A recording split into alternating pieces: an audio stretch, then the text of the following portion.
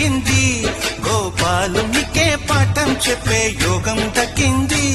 ఆ పాల పుంతని వల వేసి వరించే ఈ పూల పుంతలో పులకింతలు పుట్టించే నీ రసికతకే వేస్తా నా ఓటు, నా అలసటతో వేస్తా ఓటు. చిన్నగా చిన్నగా చిన్నగా అది కన్నులు విప్పిన కన్నెగా నీ మగసిరికే వేస్తా నా